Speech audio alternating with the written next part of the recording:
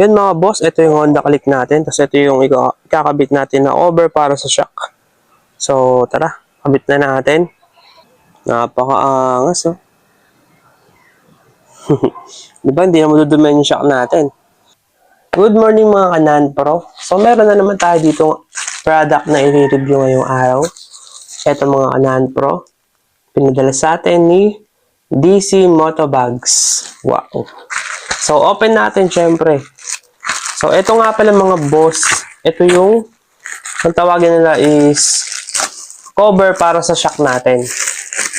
So, di ba laging nadudumihan yung mga shock ng mga Honda Click natin. Kaya meron tayo nito. Yan. Ito mga boss.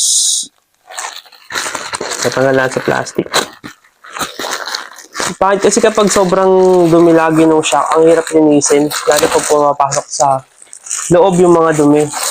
Kaya yung purpose na ito mga boss is yun nga, cover siya sa ating shock. Meron pa nito. Hindi ko alam kung para saan ito mga boss. And may libreng ganito. Parang pouch.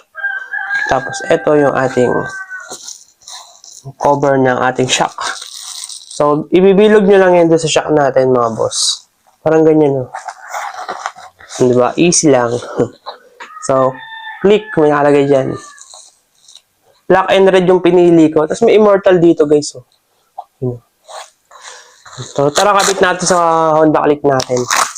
Para makita nyo kung paano. Let's go. Yan mga boss, ito yung Honda Click natin. Tapos ito yung ikakabit natin na over para sa shock. So, tara, kabit na natin.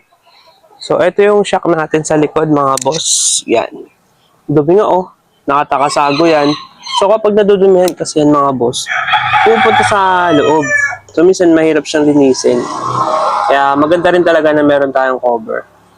So, set up ko yung camera tapos kabit na natin. Ito na. Madali lang naman ito ikabit mga boss. Depende kung paganto gusto mo at paganto.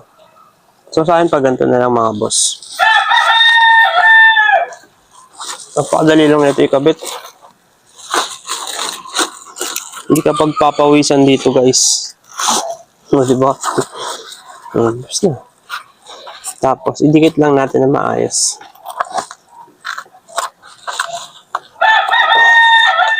Ganda na ito guys. Shoutout sa Motobags. DC Motobags.